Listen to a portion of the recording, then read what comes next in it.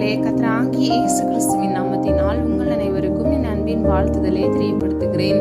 கர்த்தர் இன்று உங்களுக்காக கொடுக்கும் அதிசயமான வசனம் 1 தீமோத்தேயு 2 அதிகாரம் 4 வசனம்.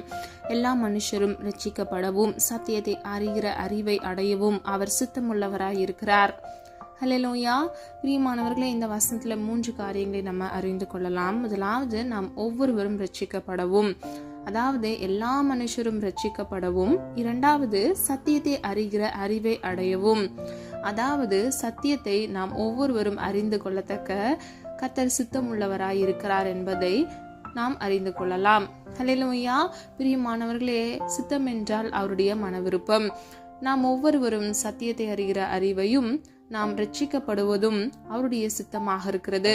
ரட்சிக்கப்படுவது என்றால் மீட்கப்படுவது, விடுதலையாக்கப்படுவது என்று நாம் சொல்லலாம். பிரியமானவர்களே, பாவ வழியிலிருந்து நாம் முற்றும் பரிசுத்த இரத்தத்தினால், அதாவது கர்த்தராகிய இயேசு கிறிஸ்து சிலுவையில் ஜீவ பலியாக தம்மை தாமே அவர் ஒப்பு கொடுத்தார். எதற்காக? நாம் ஒவ்வொருவரும் பரிசுத்தமாய் வாழ்வதற்காக, பாவங்களற சுத்திகரிக்கப்பட்டு நாம் ஒவ்வொருவரும் ரட்சிக்கப்படுவதற்காகவே அவர் சிலுவையில் தன்னுயிரை ஒப்பு கொடுத்தார். இன்றைக்கு பிரியமானவர்களே, இந்த உலகத்தில் எல்லா மனுஷரும் ரட்சிக்கப்படவும் சத்தியத்தை அறிகிற அறிவை அடையவும் அவர் சித்தமுள்ளவராய் இருக்கிறார். ஹல்லேலூயா.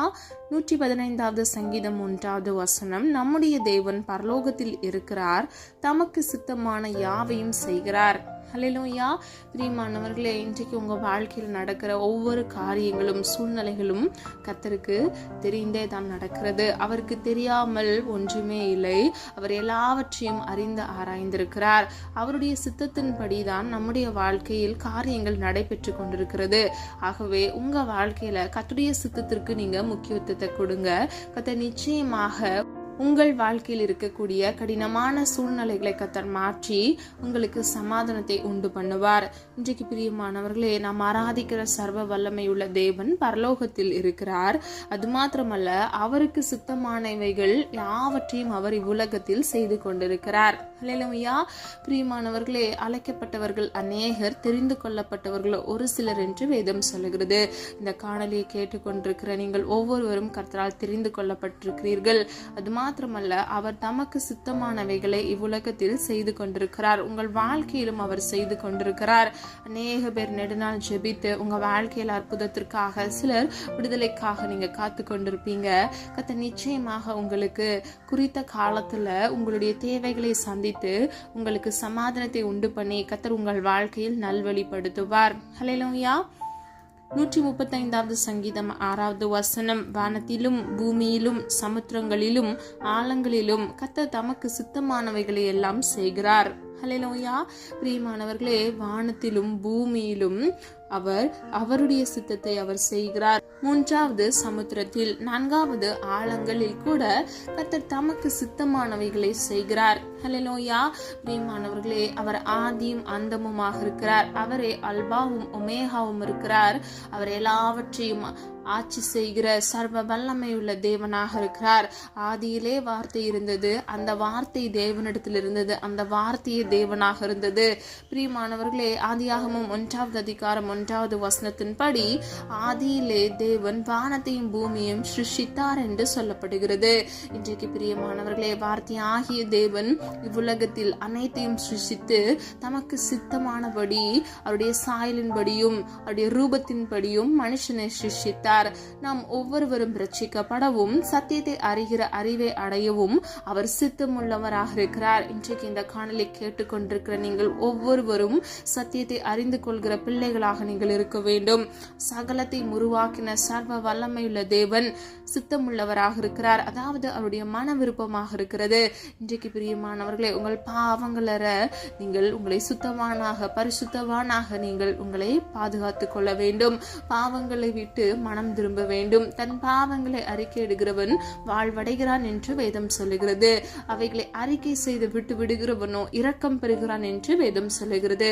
இன்றைக்கு அநேக தரம் ஜெபம் பண்ணிவிட்டும் உங்களால சில பாவங்களை மேற்கொள்ள முடியல அப்படின்னா அவருடைய சித்தத்தின்படி உங்களுடைய வாழ்க்கையை நீங்க ஒப்பு கொடுங்க. அவர் தமக்கு சித்தமானவைகளை உங்கள் வாழ்க்கையில் நிச்சயமாக செய்து உங்கள் வாழ்க்கையை சீர்படுத்துவார், நல்வழிப்படுத்துவார். உங்கள் வாழ்க்கையில் இருக்கக்கூடிய கோணலான வழிகளை கர்த்தர் செவ்வைப்படுத்துவார். சில காரியங்கள் நம்முடைய சொந்த முயற்சியினாலேயோ சுய விருப்பத்தினாலேயோ செய்ய முடியாது. கர்த்தருடைய சித்தத்தின்படி கர்த்தருடைய சித்தத்துக்கு நீங்கள் ஒப்பு கொடுக்கும் பொழுது அவர் உங்களோடு கூட இருந்து உங்களுக்கான கிருபைகளை கட்டளையிட்டு பலனை கட்டளையிட்டு கர்த்தர் உங்களை நல்வழிப்படுத்துவார். ஹல்லேலூயா. மீண்டும் உங்களை எழும்பி நிற்க பண்ணுவார், உயர்த்துவார், உங்களை வாழ செய்வார், உங்களை கர்த்தர் ஆசீர்வதிப்பார். ஹல்லேலூயா. விசுவாசிக்கிறீங்களா? பிரியமானவர்களே, நீ விசுவாசித்தால் தேவனுடைய மகிமையை காண்பாய் என்று வேதம் சொல்லுகிறது. விசுவாசிக்கிறவனுக்கு எல்லாம் ஆகும் என்று வேதம் சொல்லுகிறது.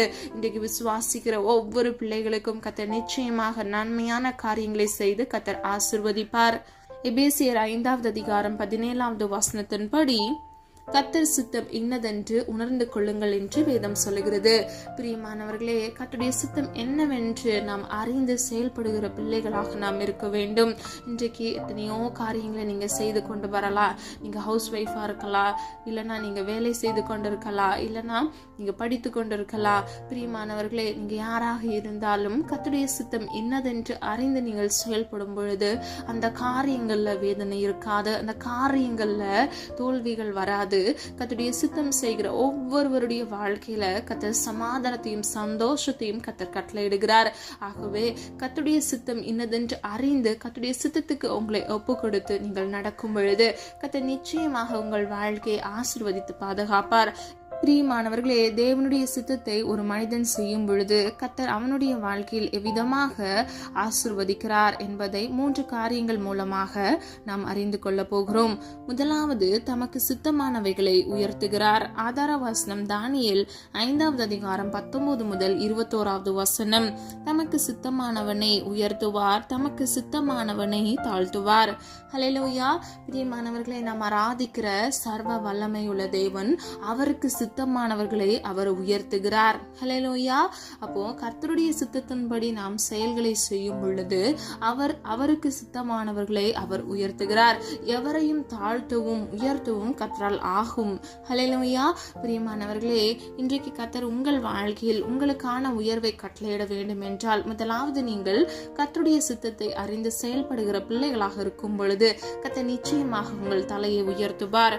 தானியேல் 4வது அதிகாரம் 17 முதல் 32வது வசனத்தின்படி, உன்னதமானவர் மனுஷருடைய ராஜ்யத்தில் ஆளுகை செய்து தமக்கு சித்தமானவனுக்கு அதை கொடுத்து மனுஷரில் தாழ்ந்தவனையும் அதன் மேல் அதிகாரியாக்குகிறார். ஹல்லேலூயா. பிரியமானவர்களே, உன்னதமான தேவன் மனுஷருடைய ராஜ்யத்தில், அதாவது இவ்வுலகத்தில் ஆள்கை செய்து அவருக்கு சித்தமானதை மனுஷருக்கு அவர் தந்தருளுகிறார். அதாவது மனுஷனுக்கு கொடுத்து மனுஷரில் தாழ்ந்தவனை கர்த்தர் அதிகாரியாக மாற்றுகிறார். ஹல்லேலூயா. பிரியமானவர்களே, சர்வ வல்லமை உள்ள உன்னதமான தேவன் இவ்வுலகத்தில் தாழ்ந்தவனாக இருக்கிற ஒரு மனுஷனை கூட அவருடைய சித்தத்தின்படி அவர் உயர்த்த முடியும். அவனை அதிகாரியாக மாற்றி அவனுடைய வாழ்க்கையில் உயர்வை அவரால் கட்டளையிட வைக்க முடியும். ஹல்லேலூயா. இன்றைக்கு பிரியமானவர்களே, நீங்க வேலை செய்து கொண்டிருக்கலாம், ப்ரமோஷனுக்காக காத்து கொண்டிருக்கலாம். சில பேர் எக்ஸாம் எழுதி அது ரிசல்ட்டுக்காக நீங்க காத்திருக்கலாம். நீங்க யாராக இருந்தாலும் கர்த்தராகிய தேவன் உங்களை அதிகாரியாக நல்ல ஒரு உயர்வை உங்கள் வாழ்க்கையில் கட்டளையிடுவார். பிரியமானவர்களே, தாழ்த்தப்பட்ட மனுஷனை உயர்த்த சர்வ வல்லமையுள்ள தேவனால் ஆகும். உன்னதமான தேவனுடைய சித்தத்தின்படி செய்கிற ஒவ்வொரு மனிதனுடைய வாழ்க்கையிலும் உயர்வை கர்த்தராகிய தேவனால் கொடுக்க முடியும். ஹல்லேலூயா. விசுவாசிக்கிறீங்களா? விசுவாசிக்கிற ஒவ்வொருவரும் ஆமீன் சொல்லி பெற்றுக்கொள்ளுங்க. இரண்டாவது, தமக்கு சித்தமானவைகளை உருவாக்குகிறார். ஆதார வசனம் மார்க் 3வது அதிகாரம் 13வது வசனம். இயேசு ஒரு மலையின் மேல் ஏறி தமக்கு சித்தமானவர்களை தம்மிடத்தில் வரவழைத்தார். ஹல்லேலூயா. பிரியமானவர்களே, இந்த வசனத்தின்படி கர்த்தராகிய இயேசு கிறிஸ்து மலையின் மீது ஏறி சீஷர்களை அவரிடத்தில் வரும்படியாக அவர் குறித்தவர்கள், அதாவது அவருக்கு சித்தமான மன விருப்பத்தின்படி தெரிந்து கொண்ட மனுஷர்களை மாத்திரமே அவரண்டையில் வரவழைத்திருக்கிறார். அது மாத்திரமல்ல, கர்த்தர் தெரிந்து கொண்ட சீஷர்களின் எண்ணிக்கை 12 இருந்தது. அந்த 12 பேரை கர்த்தர் அவரிடத்தில் அழைத்தார். ஹல்லேலூயா. பிரியமானவர்களே, சீஷர்கள் ஒவ்வொருவரும் ஒவ்வொரு பணியில் இருந்தார்கள். பேதுரு மீன் பிடிக்கிறவராயிருந்தார். யாக்கோபு மீன் பிடிக்கிறவராய் இருந்தார். இன்னும் சில பேர் சில பணிகளை செய்து கொண்டிருந்தாங்க.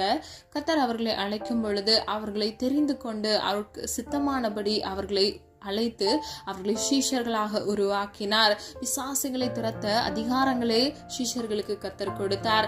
இன்றைக்கு நம்மை கூட கர்த்தர் அழைத்ததற்கு ஒரு நோக்கம் இருக்கிறது, நம்மை உருவாக்கினதற்கு ஒரு நோக்கம் இருக்கிறது. பிரியமானவர்களே, எப்படி சீஷர்களை அழைத்தாரோ நம்மையும் கர்த்தர் ஊழியத்திற்காக அழைக்கிறார். அவருடைய பணிகளை செய்ய கர்த்தர் விருப்பம் கொள்கிறார். நாம் ஒவ்வொருவரும் உலகத்தின் கடையாந்திரம் வரையிலும் அவருடைய சுவிசேஷத்தை நாம் பிரசங்கிக்க வேண்டும் என்பதே நம்மேல் விழுந்த கடமையாக இருக்கிறது. ஹல்லேலூயா. பிரியமானவர்களே, ஆகவே நீங்கள் ஒவ்வொருவரும் உங்களால் இயன்ற மட்டும் நீங்கள் வேலை செய்கிற ஸ்தலங்கள்ல, நீங்க படிக்கிற ஸ்கூல் காலேஜ்ல கர்த்தருடைய நாமத்தை நீங்கள் சொல்லி பிரஸ்தாபம் பண்ணுகிற பிள்ளைகளாகவும் சுவிசேஷத்தை பகிங்கரமாக பிரசங்கிக்கிற பிள்ளைகளாகவும் நீங்கள் காணப்பட வேண்டும். ஹல்லேலூயா. பிரியமானவர்களே, அவருடைய சித்தத்தின்படி செய்ய நீங்கள் முற்படும் பொழுது கர்த்தராகிய தேவன் உங்களை உருவாக்கி உங்களுக்கு நன்மையானதை கட்டளையிடுவார். மத்தேயு 18:14 இந்த சிறியரில் ஒருவனாகிலும் கெட்டு போவது பரலோகத்தில் இருக்கிற உங்கள் பிதாவின் சித்தம் அல்ல. ஹல்லேலூயா. பிரியமானவர்களே, அந்நியர்கள் அநேக பேர் இருக்கிறாங்க, கர்த்தரை அறிந்து கொள்ளாத மனிதர்கள் அநேக பேர் இருக்கிறாங்க, புறஜாதிகள் இருக்கிறாங்க. இவர்கள் எல்லாம் ஜீவனுள்ள தேவனை நாம் எப்படி நாம் ரட்சிக்கப்பட்டு மனம் திரும்பினோமோ அதே போல இவர்கள் ஒவ்வொருவரும் மனம் திரும்ப வேண்டும் என்பதே பிதாவாகிய தேவனுடைய சித்தமாக இருக்கிறது. ஒருவரும் கெட்டு போவது அவருடைய சித்தமே அல்ல. இந்த சிறியரில் ஒருவனாகிலும் கெட்டு போவது பரலோகத்தில் இருக்கிற உங்கள் பிதாவின் சித்தம் அல்ல என்று இந்த வசனத்தின்படி நாம் அறிந்து கொள்ளலாம். இன்றைக்கு பிரியமானவர்களே, உங்களால் இயன்ற மட்டும் சுவிசேஷத்தை பிரசங்கிங்க. இதுவே பிதாவின் சித்தத்தில் ஒன்றாக இருக்கிறது. ஆகவே ஒருவரும் கெட்டு போகாமல் நித்திய ஜீவனை அடைந்து கொள்ளத்தக்க உங்களால் இயன்ற சுவிசேஷ பணிகளை நீங்க செய்ய முற்படுங்க. கர்த்தராகிய தேவன் அவருடைய நாமத்தை உயர்த்துகிற உங்கள் ஒவ்வொருவரையும் நிச்சயமாக ஆசீர்வதிப்பார். ஒருவேளை உங்களுக்கு எப்படி பேசணும், சுவிசேஷத்தை சொல்லணும் அப்படின்னு சொல்லி உங்களுக்கு தெரியலனா கூட நீங்க ஜெபிங்க. அதிகமாக ஜெபித்து கர்த்தரிடத்திலிருந்து அந்த ஞானத்தை பெற்றுக்கொண்டு அவர் கொடுக்கிற தைரியத்தின்படி பலத்தின்படி நீங்க சுவிசேஷத்தை தைரியமாக பிரசங்கிங்க. கர்த்தர் நிச்சயமாக உங்களோடு கூட இருந்து கர்த்தர் உங்களை பாதுகாப்பார். பிரியமானவர்களே, பிதாவின் சித்தம் செய்கிற ஒவ்வொருவரையும் பிதா ஆசீர்வதிக்கிறார். ஹல்லேலூயா. அப்போஸ்தலர் 9:6 ஆண்டவரே, நான் என்ன செய்ய சித்தமாய் இருக்கிறீர்? ஹல்லேலூயா. இதை பவுல் கர்த்தரிடத்தில் கேட்கிறார். பிரியமானவர்களே, நாமும் பவுலை போல கர்த்தருடைய சித்தத்தை கேட்டு செயல்படுகிற பிள்ளைகளாக இருக்க வேண்டும். அவருடைய சித்தம் செய்கிற ஒவ்வொருவரையும் கர்த்தர் ஆசீர்வதிக்கிறார். நம்முடைய வாழ்க்கையில் வேதனை இருக்காது, பிரச்சனைகள் இருக்காது. ஒரு திருமண காரியமா இருக்கலாம், இல்லைன்னா உங்களுடைய ஹையர் எஜுகேஷன் படிப்பு காரியங்களா இருக்கலாம். இங்க எந்த நபராக இருந்தாலும், இல்லைன்னா ஒரு வீடு கட்டுமான பணியில நீங்க வீடு கட்டணும்னு ஆசைப்பட்டு நீங்க செயல்பாடுகளை செய்து கொண்டிருக்கலாம். யாராக இருந்தாலும் பிரியமானவர்களே, கர்த்தருடைய சித்தத்தை செய்ய கர்த்தருடைய பாதத்தில் அமர்ந்து அவருடைய சித்தத்தை கேட்டு நீங்கள் செயல்படும் பொழுது கர்த்தர் நிச்சயமாக உங்களை ஆசீர்வதிப்பார். அப்போஸ்தலர் 13:22 தாவீதை என் இருதயத்துக்கு ஏற்றவனாக கண்டேன், எனக்கு சித்தமானவைகளை எல்லாம் அவன் செய்வான் என்று சாட்சி கொடுத்தார். ஹல்லேலூயா. பிரியமானவர்களே, வேதத்தில் கர்த்தராகிய தேவன் ஒரு நபரை குறித்து சாட்சி கூறுகிறார் என்றால் அதில் ஒரு சில தேவ மனிதர்கள் மாத்திரமே இருந்தார்கள். அதில் தாவீது ஒருவராக திகழ்கிறார். அவர் கர்த்தருடைய இருதயத்திற்கு ஏற்றவனாக அவனை காண்கிறார். ஹல்லேலூயா. பிரியமானவர்களே, தாவீது கர்த்தருக்கு சித்தமானவைகளை எல்லாம் அவர் செய்கிறார் என்பதை நம்ம இந்த வசனத்தின்படி அறிந்து கொள்ளுகிறோம். அது மாத்திரமல்ல, தாவீது கர்த்தருடைய சித்தமானவைகளை எல்லாம் செய்கிறார் என்பதை தேவனே கண்டு சாட்சியிடுகிறார். இன்றைக்கு பிரியமானவர்களே, நம்முடைய வாழ்க்கையில எவ்வளவோ செயல்களை செய்கிறோம். ஒவ்வொரு நாள்ல நம்ம பல காரியங்களை பிசினஸ்ல நம்ம ஒர்க்ல நம்ம செய்து கொண்டிருக்கிறோம். கர்த்தருடைய சித்தத்தை செய்கிறோமா என்பதை நீங்க ஆராய்ந்து பாருங்க. என் வாழ்க்கையில கஷ்டம் இருக்கு சிஸ்டர், எனக்கு இவ்வளவு கடன் இருக்கு சிஸ்டர், என்னோட பிசினஸ் கரெக்டா ரன் ஆக மாட்டேங்குது, நான் நினைச்சு ஒரு இன்வெஸ்ட்மெண்ட் போட்டேன், அதனால எடுக்க முடியல, நஷ்டத்துல போய் இருக்குது, நான் ஒரு வேலையில ஜாயின் பண்ணேன், எனக்கு இன்க்ரிமெண்டே வரல, எனக்கு ஒரு பதவி உயர்வே கிடைக்கல, இல்லைன்னா உங்க குடும்பத்துல ஒரு அங்கீகாரம் கிடைக்கல, நான் நம்பி அந்த இடத்துல நான் வாழ போனேன், ஆனா என்னை யாருமே மதிக்கல அப்படின்னு சொல்லிட்டு நீங்க பல விதமான பிரச்சனைகளை நீங்க சிக்கி தவித்து கொண்டிருக்கலாம். பிரியமானவர்களே, தாவீதை போல கர்த்தருடைய இருதயத்திற்கு ஏற்றவனாக நீங்க இருக்கிறீங்களா? அவருடைய சித்தத்தின்படி அவருடைய சித்தத்தை அறிந்து செயல்பட்ட பிள்ளைகளாக நீங்க இருக்கிறீங்களா அப்படின்னு சொல்லி நீங்க ஆராய்ந்து பாருங்க. இன்றைக்கு நீங்க சித்தத்தை செய்யாம இல்லாமல் நீங்கள் கஷ்டப்பட்டு கொண்டிருக்கலாம். இனிமேல் நான் என்ன செய்யணும் அப்படின்னு சொல்லி நீங்கள் கேட்டிங்கன்னா, நீங்கள் கர்த்தருடைய சமூகத்தில் அமர்ந்து நீங்கள் பாவறிக்கைகளை செய்து சுயசுத்தம் செய்த தவறுகளை ஒப்பு கொடுத்து நீங்கள் மனம் திரும்புங்க. இன்றைக்கு நான் இனி என்ன செய்யணும், என் வாழ்க்கையில் இவ்வளோ நாள் நான் சுயசுத்தம் செய்துட்டேனே, இன்னிலிருந்து என் வாழ்க்கையில் நான் என்னவா செய்ய வேண்டும் என்று நீங்கள் அவருடைய சமூகத்தில் அமர்ந்து ஜெபித்து நீங்கள் உங்களை ஒப்பு கொடுங்க. மனம் திரும்புங்க. மனம் திரும்புகிற ஒவ்வொருவருக்கும் மனதிருக்கத்தின் தேவனாக அவர் மனம் இறங்கி உங்களுக்கு காரியங்களை அவர் வாய்க்க செய்வார். உங்கள் வாழ்க்கையில் இருக்கக்கூடிய கடனாக இருக்கலாம், கஷ்டங்களாக இருக்கலாம், எல்லாவற்றையும் கர்த்தர் மாற்றி தந்து உங்களை ஆசீர்வதிப்பார். ஹல்லேலூயா. பிரியமானவர்களே, உன் துக்க நாட்கள் முடிந்து போகும் என்று வேதம் சொல்லுகிறது. இதை விசுவாசிக்கிற ஒவ்வொரு பிள்ளைகள் வாழ்க்கையில் இருக்கக்கூடிய எல்லா தேவைகளை கர்த்தர் சந்தித்து உங்கள் துக்கங்களை எல்லாம் சந்தோஷமாக கர்த்தர் மாற்றுவார். ஹல்லேலூயா. பழையன ஒளிந்து போயின, எல்லாம் புதிதாயின என்று சொன்ன வசனத்தின்படி கர்த்தர் உங்கள் வாழ்க்கையில் பழைய பாவங்கள், பழைய சுபாவத்தின் மூலமாக வந்த எல்லா விதமான தோல்விகளை கர்த்தர் மாற்றி கர்த்தருடைய சித்தத்தை செய்ய நீங்கள் முற்படும் பொழுது கர்த்தர் எல்லாவற்றையும் புதிதாக்குவார். ஹல்லேலூயா. மூன்றாவதாக தமக்கு சித்தமானவர்களை உயிர்ப்பிக்கிறார்.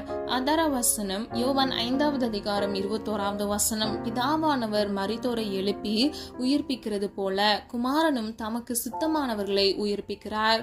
ஹல்லேலூயா. பிரியமானவர்களே, பிதாவாகிய தேவன் எப்படி மரித்தோரை உயிர்ப்பிக்கிறாரோ, கர்த்தராகிய இயேசு கிறிஸ்துவும் அவருக்கு சித்தமானவர்களை உயிர்ப்பிக்கிறார். ஹல்லேலூயா. உலர்ந்த எலும்புகளையும் உயிரடைய செய்ய நாம் ஆராதிக்கிற சர்வ வல்லமையுள்ள தேவனால் ஆகும். பிதாவாகிய தேவன் மரித்தோரிலிருந்து எப்படி உயிரோடு கூட எழுப்புகிறாரோ, கர்த்தராகிய இயேசு கிறிஸ்துவும் அவருடைய குமாரனாக அவருடைய சித்தத்தின்படி உயிர்ப்பிக்கிறார். ஹல்லேலூயா. இன்றைக்கு பிரியமானவர்களே, அநேக பேர் அவங்க வெளிப்புறத்துல அவங்க உயிரோடு இருக்கிற மாதிரி இருக்கும், ஆனா அவங்க ஆவி ஆத்துமால ஒரு மரணம் அடைந்தவர்களாய் அவங்க ஆவி முறிக்கப்பட்ட நிலைமையில இருப்பாங்க. உங்க வாழ்க்கையில நடந்த ஒரு ஏமாற்றத்தினால, உங்க வாழ்க்கையில நம்பி இருந்த ஒரு மனிதர்களுடைய துரோகத்தினால அவங்க சோர்ந்து போய் அந்த காரியத்திலிருந்து விடுபட முடியாம இருப்பாங்க. இன்றைக்கு பிரியமானவர்களே, அப்படிப்பட்ட ஜனங்களுக்கு கர்த்தர் விதமாக சொல்லுகிறார், அவருடைய சித்தத்தின்படி செய்ய நீங்க முற்படும் பொழுது அவருடைய சித்தத்தின்படி அவர் நிச்சயமாக குமாரனாகிய இயேசு கிறிஸ்து உங்களை உயிர்ப்பிக்கிறார். ஹல்லேலூயா.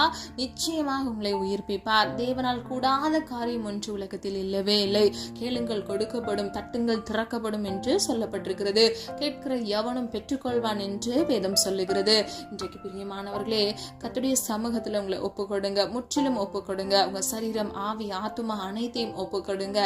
பிரியமானவர்களே, உங்க ஆவி ஆத்துமாவில் ஒரு முறிவை சந்தித்து நீங்க அதோடு உங்க வாழ்க்கையை நீங்க நடத்தி கொண்டிருக்கிறீங்க அப்படின்னா அது மிகவும் வேதனை நிறைந்ததாகவும் கிட்டத்தட்ட அது ஒரு நடைப்பிணமாக இருக்கும். நீங்க முற்றிலும் ஒப்பு கொடுங்க. கர்த்தராகிய தேவன் உங்க வாழ்க்கையில உள்ள எல்லா குணான வழிகளை, எல்லா தீங்கான காரியங்களை செவ்வைப்படுத்துவார். எல்லா தவறான பாதைகளிலிருந்து உங்களை சீர்படுத்தி கர்த்தர் நல்வழிப்படுத்துவார். நிச்சயமாக நம்முடைய சொந்த பலத்தால சில காரியங்களை நம்மால மேற்கொள்ள முடியாது. நம்முடைய காயங்களை கர்த்தராகிய தேவன் மாத்திரமே காயம் கட்ட முடியும். வேதத்தில் அவர் காயம் கட்டுகிறார் என்று சொல்லப்படுகிறது. இன்றைக்கு பிரியமானவர்களே, தகப்பனாகிய தேவன் நமக்கு ஒருவர் இருக்கிறார். அப்பா பிதாவை என்று கூப்பிடத்தக்க புத்திர சுவிகாரத்தின் அதிகாரத்தை நமக்கு கொடுத்திருக்கிறார். நமக்கென்று ஒரு தேற்றவாளன் இருக்கிறார். அவர் அல்பாவும் ஒமேகாவும் இருக்கிறார். சகலத்தையும் அவர் அரசாள்கிறவராய் இருக்கிறார். இன்றைக்கு ஒப்புக்கொடுங்க பிரியமானவர்களே. மனுஷ அன்பு மாறி போகும், மாறாத அன்பு இயேசுவின் அன்பு. மனுஷர்களோ உங்கள் முகத்தை பார்க்கிறார்கள், கர்த்தரோ உங்கள் இருதயத்தை பார்க்கிறார். இன்றைக்கு ஒப்புக்கொடுக்கிற ஒவ்வொரு பிள்ளைகளுக்கும் அவருடைய சித்தத்தின்படி அவர்களை உயிர்ப்பிக்கிற வல்லமையுள்ள தேவனாக அவர் இருக்கிறார். ஆகவே இன்றைக்கு ஒப்புக்கொடுங்க. நீங்க மரித்த லாசருவை பாருங்க, 3ஆம் நாள் அவர் உயிரோடு கூட எழுப்புகிறார். ஆதார வசனம் யோவான் 11வது அதிகாரம் 11வது வசனம். பிரியமானவர்களே, மரித்து போன லாசருவையே கர்த்தர் 3ஆம் நாள் உயிரோடு கூட எழுப்புகிறார். நம்ம ஆராதிக்கிற தேவனால் நம்மை உயிர்ப்பிக்க முடியும். இன்றைக்கு ஆவி ஆத்துமாவில் முறிவோடு காணப்படுகிற ஒவ்வொரு பிள்ளைகளுக்கும் கர்த்தர் உயிரடைய செய்யவே விரும்புகிறார். அவருடைய சித்தத்தின்படி நிச்சயமாக உங்களை உயிர்ப்பிப்பார். இன்றைக்கு கர்த்தருடைய சமூகத்தில் ஒப்பு கொடுக்கிற ஒவ்வொரு பிள்ளைகளும் கர்த்தர் நிச்சயமாக உயிரடைய செய்து வாழ்க்கையை சீர்படுத்துவார். ஹல்லேலூயா. மத்தேயு 8வது அதிகாரம் 3வது வசனம், அப்பொழுது குஷ்டரோகி ஒருவன் வந்து அவரை பணிந்து, ஆண்டவரே, உமக்கு சித்தமானால் என்னை சுத்தமாக்க உம்மால் ஆகும் என்றான். இயேசு தமது கையை நீட்டி அவனை தொட்டு, எனக்கு சித்தம் உண்டு, சுத்தமாக என்றார். உடனே குஷ்டரோகம் நீங்கி அவன் சுத்தமானான். ஹல்லேலூயா. பிரியமானவர்களே, நல்ல கவனிங்க. முதலாவது அந்த குஷ்டரோகி கத்திடத்துல வந்து பணிந்து, அதாவது அவன் தாழ்த்துகிறான், ஒப்பு கொடுக்கிறான். அது மாத்திரமல்ல, அவன் விசுவாசத்தோடு அறிக்கை பண்ணுகிறான். விசுவாசத்தில் 2 வகை இருக்கிறது. முதலாவது நம்ம இருதயத்துல விசுவாசிக்கிறது, இரண்டாவது அதை வாயினால் அறிக்கை செய்வது. இதை இரண்டையும் அவன் செய்கிறவனா இருக்கிறான். இன்றைக்கு அநேக மனிதர்கள் இருதயத்துல விசுவாசிக்கிறேன்னு வாயினால அவங்க கன்ஃபர்ஸ் பண்ண மாட்டாங்க, அவங்க அறிக்கை பண்ண மாட்டாங்க. அவங்க இஷ்டத்துக்கு அவங்க விசுவாசிக்கிறேன் அப்படின்னு சொல்லிட்டு அவங்க வாழ்க்கையை வாழ்ந்து கொண்டிருப்பாங்க. நீங்க அப்படிப்பட்டவங்களா இருக்கக்கூடாது. விசுவாசிக்கிறீங்களா? அவங்க இருதயத்துல மனப்பூர்வமாய் விசுவாசிங்க. ஒரு துளி அவிசுவாசம் இல்லாதபடிக்கு முற்றிலும் கர்த்தருடைய சமூகத்துல உங்களை பணிந்து உங்களை ஒப்பு கொடுத்து நீங்க விசுவாசிங்க. இரண்டாவது, அதை வாயினால் அறிக்கை பண்ணுங்க. எப்படி இந்த குஷ்டரோகி வாயினால் அறிக்கை பண்ணினாரோ, உமக்கு சித்தமானால் என்னை சுத்தமாக்க உம்மால் ஆகும் என்கிறார். அதாவது விசுவாசத்தில் அறிக்கைகளை ஏறெடுக்கிறார். உம்மால் ஆகும் என்று முற்றிலும் நம்பி விசுவாசத்தோடு இந்த வார்த்தைகளை அவர் சொல்லுகிறார். உடனே இயேசு தமது கையை நீட்டி அவனை தொட்டு, எனக்கு சித்தம் உண்டு, சுத்தமாக என்றார். ஹல்லேலூயா. பிரியமானவர்களே, வேதத்துல கர்த்தருடைய சொந்த இடத்துல அவிசுவாசப்பட்டு மனுஷர்கள் காணப்பட்டதுனால அந்த இடத்துல அநேக அற்புதங்களை அவரால் செய்ய முடியாதபடிக்கு அவர் அவ்விடம் விட்டு மறைந்து போய்விட்டார் என்று சொல்லப்படுகிறது. ஆனா இந்த குஷ்டரோகிக்குள்ளேயோ விசுவாசம் காணப்பட்டது. அவன் குஷ்டரோகியாக இருந்த பொழுதும் கர்த்தருடைய சமூகத்துக்கு வந்து, அதாவது அவர் இருக்கிற இடத்திற்கு வந்து தன்னை பணிந்து, உமக்கு சித்தமானால் என்னை சுத்தமாக்க உம்மால் ஆகும் என்று விசுவாசிக்கிறான். அதாவது விசுவாசத்து மாத்திரமல்ல, அவன் அறிக்கை செய்கிறான். இன்றைக்கு பிரியமானவர்களை, இந்த காணொளியை கேட்டுக்கொண்டிருக்கிற நீங்கள் ஒவ்வொருவரும் அவருடைய சித்தத்தின்படி செய்ய முற்படுங்க. அவருடைய சித்தத்தின்படி நான் செய்ய வேண்டும் என்று நீங்க முதலாவது கன்ஃபர்ஸ் பண்ணுங்க, அறிக்கையிடுங்க, ஒப்பு கொடுங்க. அதை செய்ய நீங்க விருப்பத்தோடு நீங்க காணப்படுங்க. கர்த்தர் நிச்சயமாக அவருடைய சித்தத்தை உங்களுக்கு தெரியப்படுத்தி உங்களை வழிநடத்துவார். பிரியமானவர்களே, நீங்க விசுவாசிக்கிறவங்களா? இருதயத்துல மட்டும் சொல்லிக்கொண்டு நீங்க ஜெபத்தை ஏறெடுக்காதபடிக்கு விசுவாசித்து வாயினால் அறிக்கை செய்து அந்த செயல் மூலமாக அந்த விசுவாசத்தை வெளிப்படுத்தி நீங்கள் முதலாவது கர்த்தருடைய சித்தத்துக்கு செய்ய உங்களை ஒப்புக்கொடுங்க. விசுவாசிக்கிறேன் என்று அறிக்கை செய்யுங்க. கர்த்தர் நிச்சயமாக உங்களை ஆசீர்வதிப்பார். பிரியமானவர்களே, 3 விதமான காரியங்களை இன்றைக்கு நம்ம அறிந்து கொண்டோம். அவருடைய சித்தத்தின்படி நம்மை உருவாக்குகிறார், அவருடைய சித்தத்தின்படி நம்மை உயர்த்துகிறார். அது மாத்திரமல்ல, அவருடைய சித்தத்தின்படி நம்மை உயிர்ப்பிக்கிறார். எப்படி அந்த குஷ்டரோகிக்கு கர்த்தர் விடுதலை கொடுத்து அவனுடைய குஷ்டரோகம் நீங்கி அவன் சுத்தவானாக அவன் விடுதலை பெற்றானோ, இன்றைக்கு உங்க வாழ்க்கையில் இருக்கக்கூடிய கடன்கள், வியாதிகள், எல்லா பிரச்சனைகள், வீட்டுல குடும்பங்கள் இருக்கக்கூடிய எல்லா சண்டை பிரச்சனைகள், காரியங்களை கர்த்தர் மாறுதலாக முடிய பண்ணுவார். உங்கள் பிசினஸை கர்த்தர் ஆசீர்வதிப்பார். கர்த்தரால் செய்யக்கூடாத அதிசயமான காரியம் ஒன்றுமில்லை. பிரியமானவர்களே, அவரால் எல்லாம் ஆகும். ஹல்லேலூயா. விசுவாசிக்கிறீங்களா? காற்றையும் கடலையும் கூட அவர் அதட்டினார். எண்ணற்ற அற்புதங்களை அவர் செய்திருக்கிறார் என்று வேத வசனத்தின் சத்தியத்தின்படி நாம் அறிந்து கொள்கிறோம். இன்றைக்கு பிரியமானவர்களே, விசுவாசிக்கிற ஒவ்வொரு பிள்ளைகளுக்கும் கர்த்தர் நன்மையானதை கட்டளையிடுவார். சித்தமானதை நீங்கள் செய்ய முற்படும் பொழுது கர்த்தர் நிச்சயமாக உங்களை ஆசீர்வதிப்பார். ஹல்லேலூயா. நம்ம எல்லாரும் ஒரு மனதாக இணைந்து விசுவாசத்தோடு ஜெபிப்போமா? அன்பின் பிதாவே, அப்பா, எங்களை மது கரத்தில் ஒப்பு கொடுக்கிறோம். அறிந்து மறியாமல் செய்த தவறுகளை மன்னிங்க. குற்றங்கள் குறைகள் உண்டாப்பா, தயவாய் மன்னிங்க. உம்முடைய சித்தத்தின்படி அப்பா நாங்கள் செய்ய காரியங்களை நடப்பிக்க கர்த்தர் எங்களுக்கு கிருபை கொடுங்கப்பா. உம்முடைய சமூகத்தில் தாழ்த்துகிற ஒவ்வொரு பிள்ளைகளும் ஆண்டவரே உம்மிடத்தில் ஒப்பு கொடுத்து அப்பா உம்முடைய சித்தத்தை அறிந்து கொள்ள பிரயாசப்படுகிற ஆசைப்படுகிற ஒவ்வொரு பிள்ளைகளுக்கும் அப்பா உம்முடைய சித்தத்தை வெளிப்படுத்தி பிள்ளைகளை வழிநடத்துங்க. பிள்ளைகள் வாழ்க்கையில சுய சித்தம் செய்தது நிமித்தமாக அனுபவிக்கிற எல்லா பிரச்சனைகள், போராட்டங்களை கர்த்தர் மாற்றி பிள்ளைகளுக்கு நன்மையானதை கட்டளையிடுங்கப்பா. உடைய சித்தம் என்னதென்று அவர்கள் அறிந்து அப்பா பிள்ளைகளுக்கான உயர்வை கட்டளையிடுங்கப்பா. தன் பாவங்களை அறிக்கையிடுகிறவன் வாழ்வடைகிறான் என்று வேதம் சொல்லுகிறது. ஆண்டவரே, ஒவ்வொருவரும் மனம் திரும்புகிறார். ஒவ்வொரு பிள்ளைகளுக்கும் அப்பா நன்மையானதை பெற்றுக்கொள்ளப்பா. அவர்கள் வாழ்க்கையை வாழ்வடைய பண்ணுங்க தகப்பனே. அதிசயத்தை உண்டு பண்ணுங்க, ஆசீர்வதிங்கப்பா. நான் இடத்தில் வந்து உன்னை ஆசீர்வதிப்பேன் என்று சொன்ன வசனத்தின்படி எந்த இடத்துல இருந்து ஜெபித்து கொண்டிருக்கிறாங்களோ ஒப்பு கொடுக்கிற ஒவ்வொரு பிள்ளைகளுடைய அப்பா அந்த இடத்துல கர்த்தரே கடந்து போய் பிள்ளைகளை ஆசீர்வதிக்க முடியும் ஜெபிக்கிறேனப்பா. நல்ல சுகபலன் ஆரோக்கியத்தை கட்டளையிடுங்க தகப்பனே. அப்பா பிள்ளைங்களுடைய வாழ்க்கையில் அப்பா உம்முடைய சித்தம் பரிபூர்ணமாய் நிறைவேறட்டும் ஆண்டவரே. அப்பா பிள்ளைகளுடைய வாழ்க்கையில் இருக்கக்கூடிய கோடலான பகுதிகளை செவ்வையாக மாற்றுங்க ஆண்டவரே. கர்த்தரே உன்னத தேவனாக பிள்ளைகளுடைய தேவைகளை கர்த்தர் சந்தித்து பிள்ளைகளை ஆசீர்வதித்து வழிநடத்தி பாதுகாத்துக் கொள்ளும்படியாய் ஜெபிக்கிறோம் அப்பா. ஒன்றுமில்லாத இடத்தில் ஒன்றை உருவாக்க வல்லமையுள்ள தேவன் நீரல்லவா தகப்பனே. உம்மால் எல்லாம் ஆகும் அப்பா. மனுஷனால் இது கூடாததுதான். உம்மால் எல்லாம் ஆகும் ஆண்டவரே. அப்பா, எல்லாரும் ரட்சிக்கப்படவே நீ சித்தமுள்ளவராய் இருக்கிறீரப்பா. இந்த காணலை கேட்டுக்கொண்டிருக்கிற குடும்பத்தில் ரட்சிக்கப்படாதபடிக்கு ரட்சிக்கப்பட்ட பிறகும் பின்மாற்றத்தில் இருக்கக்கூடிய ஒவ்வொரு பிள்ளைகளுக்காக ஜெபிக்கிறேன் ஆண்டவரே. அப்பா, மனம் திரும்ப இயேசுவின் நாமத்தினால் கிருபை செய்யுங்க. எல்லா பாவ அடிமைத்தனத்திலிருந்து விடுதலை இயேசுவின் நாமத்தினால் கட்டளையிடுங்க.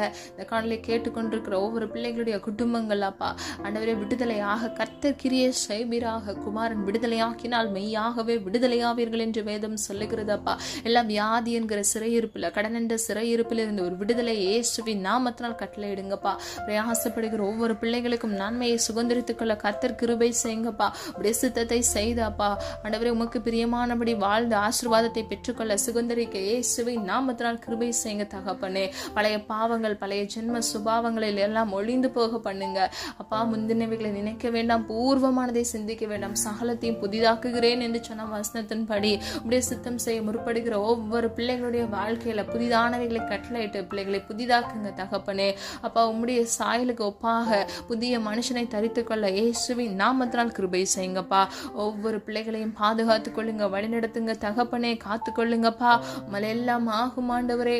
ஒவ்வொரு பிள்ளைகளையும் பாதுகாத்து ஒவ்வொரு பிள்ளைகளின் தேவைகளை சந்தித்து கர்த்தரே நீர் நித்திய வெளிச்சமானவராய் அப்பா. பிள்ளைகள் வாழ்க்கையில் இருக்கக்கூடிய எல்லா இருள்களையும் இயேசுவின் நாமத்தினால் வெளிச்சமாய் மாற்றப் போகிற கிருபைகளுக்காக நன்றி.